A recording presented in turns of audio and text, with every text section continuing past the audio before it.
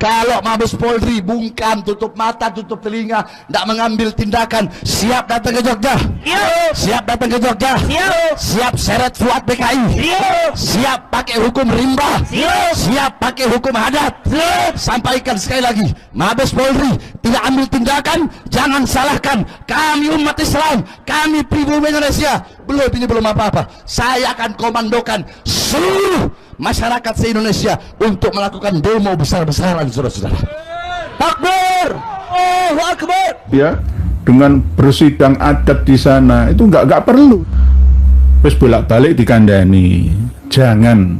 Tapi angel tuturane, akhirnya jadinya kayak begini ini gitu loh. Umat Islam Indonesia ini sudah cerdas semua. Tinggal yang belum cerdas itu. Oleh sebab itu harus dibersihkan. Jadi tidak boleh malah justru melawan, ya bapak belur malah.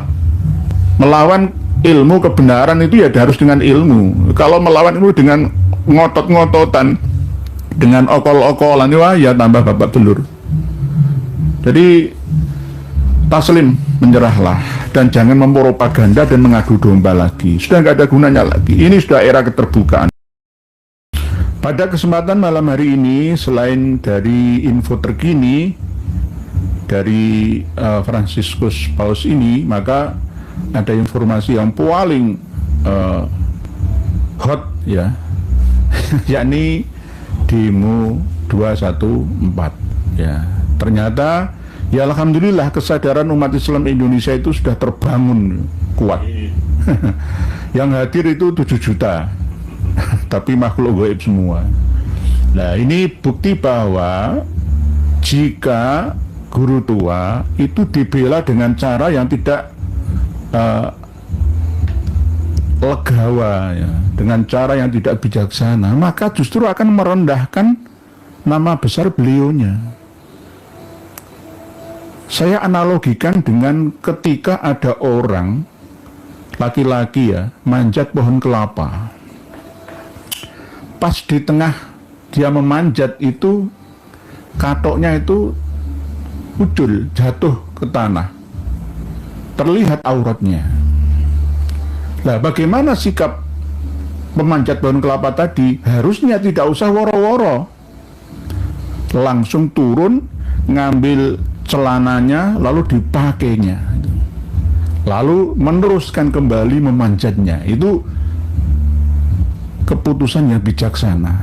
Tapi pas katok celananya itu turun, dia malah woro-woro, woi pengumuman, saya ini gandul-gandul di atas telanjang, jangan keluar semua ya, jangan keluar semua, saya malu ya. Malah semua keluar, ada apa ya? Orang itu kan kalau dilarang malah justru penasaran gitu. Lah, guru tua ini sebenarnya ya sudah tutuplah saja permasalahannya, nggak usah merekrut bapak-bapak yang berada di daerah Kaili sana, Palu ya, dengan bersidang adat di sana. Itu nggak perlu seperti itu, langsung perbaiki manajemen al-khairat. Nah, maka nama baik guru tua akan ikut ya, tidak tercemarkan ya seperti ini gitu. Malah justru bengok-bengok tuntut lah, akhirnya orang tahu semua kan malah gitu. Akhirnya orang malah tahu yang sebelumnya tidak tahu kalau guru tua itu siapa, guru tua al-khairat itu ya, akhirnya semua tahu. Apalagi ketika nanti kita telusuri alumninya ya, Bahar bin Sumet itu kan 12 tahun mondok dan sekolahnya di al-khairat, tapi Manado, cabang Palu ya. Tapi hasil dari ilmunya tidak sesuai dengan harapan yang ada. Ini kan memalukan ya.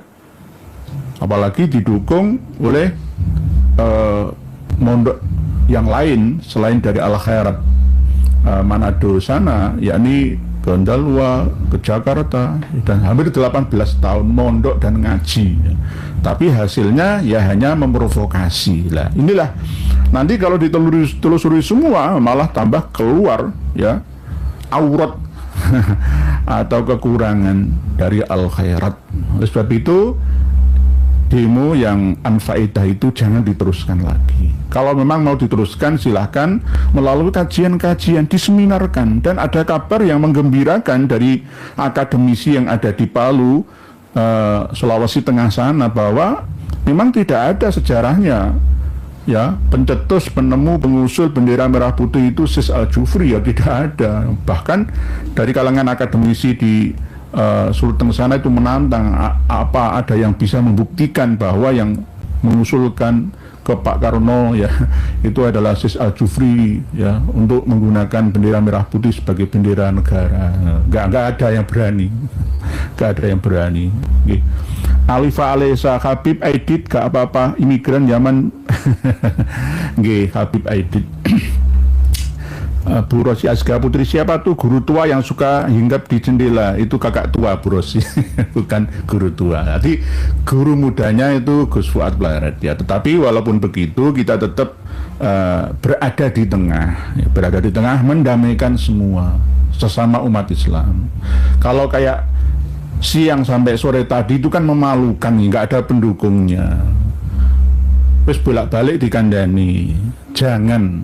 Tapi angel tuturane, akhirnya jadinya kayak begini ini gitu loh. Umat Islam Indonesia ini sudah cerdas semua, tinggal yang belum cerdas itu. Oleh sebab itu harus dibersihkan, disadarkan kawan-kawan yang terkena brainwashing, cuci otak dari kalangan mereka. Tidak hanya dari hasil cuci otaknya Habaib Alawi saja, tetapi hasil brainwashingnya Lembaga Dakwah Islam Indonesia. Lembaga Dakwah Islam Indonesia yang memiliki cabang di mana-mana, 34 provinsi itu ada semua. Itu juga bahayanya luar biasa. Dan NU diam saja, Muhammadiyah juga pasif, tidak bergerak untuk menyadarkan umatnya. MUI hanya memantau ya pergerakan dari pengakuan berparadigma barunya. Nah, ini berbahaya. Oleh sebab itu kami sertakan di bawah video kita ini di haizin.com tentang fatwa MUI terhadap eksistensi identitas keagamaan yang berisi analisis sosiologis aliran Islam jamaah di Indonesia. Ini baru. Jadi ini tulisan terbaru ya, disertasi program doktor jurusan studi Islam Fakultas Ilmu Agama Islam Universitas Islam Indonesia Yogyakarta dari D. Iskandar Zulkarnain. Iskandar Zulkarnain asli orang Solo ya, dan berikut dibuktikan dengan wawancara ya, selain penelitian ya, wawancara langsung dan bukti-bukti yang di akhir halamannya itu ada yang sama seperti doktrinnya Habaib Alawi tentang kafa'ah. Tidak sah nikah di hadapan KUA, itu nggak sah, harus ada nikah dalam ya, dari amir atau kiai versi mereka. Nanti jangan baca sendiri. Jadi saya print menjadi 2 jilid 357 halaman. Ini berisi bukti bahwa LDI itu hampir sama sesatnya seperti Alawi.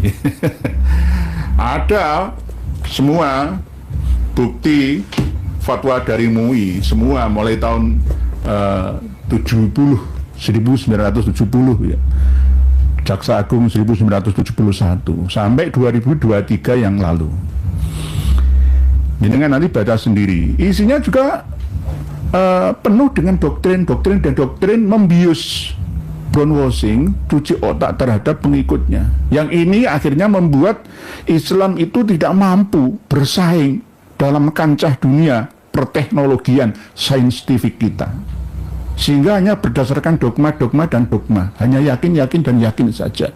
Keyakinan itu bersifat netral sehingga mudah dibelokkan kemana, tergantung yang mendoktrinnya. Ini LDI, tolong nanti MUI juga ada proses untuk membubarkan satu organisasi itu, yakni kejaksaan dulu, baru Bakor Pakem, terus dengar pendapat antara MUI, DGI, WAMI, Walubi, PDI, Matakin, ini yang berhubungan dengan non-muslim ya, MUI dulu, terus lalu Muspida, setelah itu SKP 3 Menteri atau SK Kejaksaan Tinggi, Terus 6 berupa pasal 156A KUHP penistaan penodaan agama. Apakah Ba'alawi ada unsur itu? Ada. Wong rukun Islam ada 6 kok. Rukun iman ada 7. Ada lagi doktrin-doktrin yang tidak sesuai dengan syariah, hakikah, dan ma'rifah ala ahlus sunnah wal jamaah. Nanti lalu yang ketujuh dibubarkan oleh presiden yang melalui menterinya. Ada tanda tangan Presiden Republik Indonesia. Jadi mekanisme pembubaran aliran sesat di Indonesia itu seperti itu. Oleh sebab itu, seharusnya FPI, Front Persaudaraan Islam itu berada di pihak kami. Karena tujuannya kan amar ma'ruf nahi mungkar. Untuk melawan aliran-aliran sesat yang ada di mana-mana, kan begitu. Seharusnya berada di pihak kita. Kok malah justru kita-kita ini yang diserang. Nah, ini kan kebalikan ya. Ini gara-gara apa? Brainwashing itu loh. Gara-gara cuci otak itu loh. Masuk ke dalam memori yang terdalam ya. Memori yang paling dalam lagi. Kayak digendam itu loh. Gendam yang level 3 atau bahkan 4 master profesional. Jadi maklumat untuk seluruh umat bahwa antara LDI, Lembaga Dakwah Islam Indonesia, dan mungkin dari kalangan Rabitah Alawiyah ya, atau terkenal dengan Ba'alawinya, itu juga harus diteliti sungguh-sungguh oleh MUI, dibantu oleh kawan-kawan dari PBNU dan PP Muhammadiyah, Persis, Al-Irsyad, dan lain-lain. Menteri Agama juga Cancut Taliwondo. Supaya apa? Masalah agama ini selesai. Tinggal kita mikirkan negara, bagaimana kita bersaing dengan negara lain di dunia, sehingga tidak sampai tertinggal jauh seperti saat ini kita alami bersama. Nanti insya Allah kami akan mengusahakan untuk kalau nggak bisa diingatkan dengan MLB ya, NO ya, kedepannya Rois Am PBNU-nya itu nanti Kiai Haji Said Akil Siraj. Terus Ketua Tanfidiyah PBNU-nya Kiai Haji Marzuki Mustamar. Ya, dibantu mungkin wakilnya Kiai Haji Maduddin Usman. Sekjennya ini saya sudah menemukan yang terbaik untuk bangsa ini dari kalangan yang bernama Habib Asli. Bukan Habib Ba'alawi, Habib Asli putra pribumi Indonesia, seorang wali. Yang insya Allah nanti akan kami rekrut bersama. Insya Allah ya, nanti akan ada pembelian aset besar-besaran, pos dan giro, kemungkinan 4.500 cabang di seluruh Indonesia akan kita beli semua, dan akan mendirikan Bank NU. Muhammadiyah sudah punya bank kok, NU belum punya. Bank Nahdlatul Ulama, penyelenggaraan ibadah haji dikelola oleh pos dan giro yang sudah sahamnya dikuasai mayoritas oleh NU. Tidak perlu cari tambang, tarik tambang, nggak perlu. Dan ini akan kami usahakan gitu loh. Jadi ini dimulai dari sekarang, bahwa NU itu harus berbenah, keumatan, keilmuan, bahkan peradaban ya. Abad kedua NU ini harus benar-benar fikihnya juga peradaban, berperadaban, ekonomi, budayanya, teknologinya, semuanya. Oleh sebab itu kami mohon ya untuk Ansor PWNU Jatim itu memalukan ya, bagian IT-nya masih dari kalangan Habaib Ba'alawi. Ini memalukan, kalau nggak ada yang lainnya itu loh. Padahal putra-putra NU itu banyak jumlahnya, masih nunggu ya amanah dikasih jabatan sebagai bagian IT, ilmu dan teknologi di kalangan Ansor PWNU Jatim ya. Jadi nanti seperti itu. Ini sudah kita siapkan dengan doa dan usaha yang sangat kuat. Karena nanti kita juga akan melibatkan seluruh anak bangsa supaya seluruh warga negara Indonesia ini makmur, sejahtera, damai, sentausa, laksana surga di dunia yang menghantarkan nanti surga di akhirat secara bersama-sama, secara berjamaah. Dan aliran-aliran yang leneh, aneh, sesat, menyesatkan ini lambat laun kita bina gitu. Tidak kita binasakan, kita bina. Kalau ada perbedaan misalkan tentang Nabi Isa sudah wafat atau tidak, itu adakan pertemuan dan kajian-kajian. Saya mengatakan Nabi Isa sudah wafat 120 tahun umurnya, tapi tidak di tiang salib seperti yang diperingati oleh kaum Nasrani tanggal 18 kemarin itu, tidak, tapi wafat normal wajar seperti hanya manusia. Umurnya 2 kali lipatnya Nabi kita. Nabi kita 60 atau 63, Nabi Isa 120 tahun, dan itu ada hadisnya, bukan pendapat saya. Jadi kalau ada perbedaan ini bukan sesat menyesatkan, jangan mudah untuk wah kafir, sesat, tidak, ini ada dasarnya. Tetapi kalau apa yang terkandung dalam ajaran doktrinnya LDI dan Pak Alawi itu ajarannya tidak sesuai dengan kandungan Quran hadis, hanya ijma kias versi mereka, diramesi diri untuk kepentingan golongannya, organisasi pribadinya. Ini berbahaya loh. Ini akan mendegradasi ya pemahaman kita tentang agama di kudeta demi kepentingan mereka. Tidak murni lagi kalau sudah dikelola kok ala mereka. Termasuk diantaranya dengan baca sendiri nanti. Waduh, luar biasa ya. Luar biasa apa, ada surat pertobatan juga ya, hampir sama seperti Pak Alai. Jadi selain dari golongannya itu ya kafir semua. Toh sekarang ini berparadigma baru itu hanya fatonah, bitonah, budi luhur saja. Takiyah, bahasa Arabnya itu takiyah, berkamuflase gitu.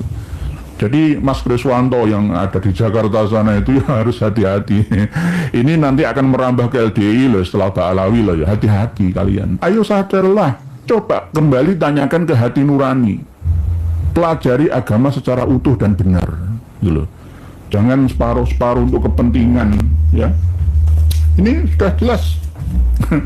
Ada keputusan MUI juga, cuma lemahnya itu pada tahun 2006 ketika MUI berhusnuzon kepada LDI. Pada waktu itu ketua MUI-nya Romo Kiai Haji Ma'ruf Amin ya. Alasan ya klarifikasi dari LDI yang berparadigma baru itu akhirnya diterima, tapi masih dalam pengawasan.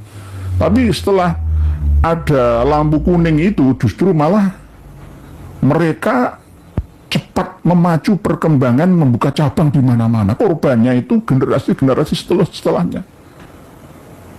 Generasi-generasi cabai rawit mereka itu jarang ada yang buka YouTube seperti kita gitu. Karena dilarang, tidak boleh mengambil ilmu selain dari golongan mereka. Nah ini kan berbahaya bagi katak dalam tempurungnya. Dalam beragama ini tidak bisa melihat ajaran Islam yang sebenarnya. Berbahaya, sangat berbahaya, racun. Doktrinnya itu mengandung racun-racun agama. Muhammad Abdullah, emang tujuan finalnya kudeta Kiai? Kudeta, maksudnya yang kudeta siapa nih Pak Muhammad Abdullah? Ya biasanya kamuflase itu ya arahnya ke situ. Oke. Pak Adi Wijaya, Baping, Pok, mulai kapan ada Habib? Melati Arum, Mbak Alawi, Habib penyembah kuburan ya. Ini Indonesia harus cerdas. Ya, kalau masih gini terus, maka umat Islam di Indonesia akan terpuruk. Akan ketinggalan peradaban. Gawangnya yang menjaga itu adalah Nahdlatul Ulama sebagai muslim mayoritas di Indonesia. Oleh sebab itu nanti NU punya bank sendiri untuk kemaslahatan umat. Dana haji juga begitu, 170 warga NU yang berkatanu ya nanti nabung setiap bulannya 10.000 ya, kali 150 juta berapa triliun setiap bulannya. Dikelola dengan penuh amanah ya, tetap digaji profesional. Tapi tidak satu-satunya. Karena kita saat ini mencari orang-orang yang tulus, ikhlas dalam tujuan li khidmatil ummah li ilai kalimatillah. Masalah dunia itu menyusul saja. Insya Allah nanti setelah kita benahi sumber daya manusia di Indonesia ini, maka sumber daya alam otomatis akan mengikutinya, akan keluar berkahnya itu. Jadi jangan percaya dengan doktrinnya Habaib Alawi dan ulama muhibinnya. Indonesia dicabut barokahnya gara-gara berani melawan habaib dan ulama. Itu doktrin yang ngawur ya, nggak ada dasarnya. Ya, justru dengan adanya mereka itu mengekang ya perkembangan peradaban umat Islam, mengkudeta, merampas hak-haknya umat ini. Manusia tidak diperbolehkan untuk berpikir bebas, merdeka, tidak, tapi dikekang supaya sesuai dengan keinginannya. Nah, ini namanya penjajahan spiritual namanya. Islam itu tidak seperti itu. Islam siap berdebat, ya, berdiskusi, ya, dalam hal apa saja. Tidak ada yang ditutup-tutupi. Kalau ada agama yang menutupi keyakinannya dengan dogma, itu perlu dipertanyakan. Agama itu harus terbuka, harus ilmiah, ya, tidak hanya sesuai data tapi juga fakta. Nah, itu baru akan diterima oleh umat manusia. Kenapa orang-orang luar negeri sana yang rata-rata dari negara-negara maju itu malah justru meninggalkan agama? Kenapa mereka menjadi ateis yang tidak percaya dengan agama? Gara-gara apa? Ya gara-gara agama tidak mampu menjadikan solusi bagi mereka, membuktikan solusi bagi mereka. Para pemirsa dan pendengar semua, ini langsung nanti ada wawancara dengan Ustadz mantan guru ya, Pondok Burengan Kediri sana, ya, dari mana-mana, mantan mubalik daerah, semuanya. Jadi keotentikan ya, informasi yang ada di dalam disertasi ini bisa dijaminkan ya kesahihannya. Emsel, assalamualaikum ya, semoga sehat walafiat panjang, amin matur suwun. Izi ba'alam harus legowo karena bukan dzurriyyat Nabi nggih. Harus legowo, harus ikhlas, taslim, pasrah, menerima, lalu memperbaikinya itu loh, Bu Izi Melati. Jadi tidak boleh malah justru melawan, ya bapak belur malah melawan ilmu kebenaran itu ya harus dengan ilmu. Kalau melawan itu dengan ngotot-ngototan, dengan okol-okolan, wah ya tambah bapak belur. Jadi taslim, menyerahlah, dan jangan mempropaganda dan mengadu domba lagi. Sudah nggak ada gunanya lagi. Ini sudah era keterbukaan. Ya. Sama-sama seperti LDI ini. Nah, LDI ini juga begitu, harus berbenah, ya, harus kembali ke Ahlus Sunnah wal Jamaah. Kasihan, sudah sampai antara 3 generasi, mulai sekarang sampai ke belakang itu 3 generasi lebih. Banyak yang sudah teracuni dengan racun-racun yang telah ditanamkan ke dalam memori generasi mereka selama ini. Berbahaya ini, berbahaya. Karena apa? Di dalam hatinya itu sudah liyane najis. Karena hadis 73 golongan cuma satu ya saya ini, yang 72 golongan itu sesat semua, neraka semua, benar, najis neraka. Yang benar itu cuma golongan kita saja. Jamaah dan jamaah Islam, jamaah yang dulunya ya kari lemkari akhirnya menjadi paradigma baru LDII.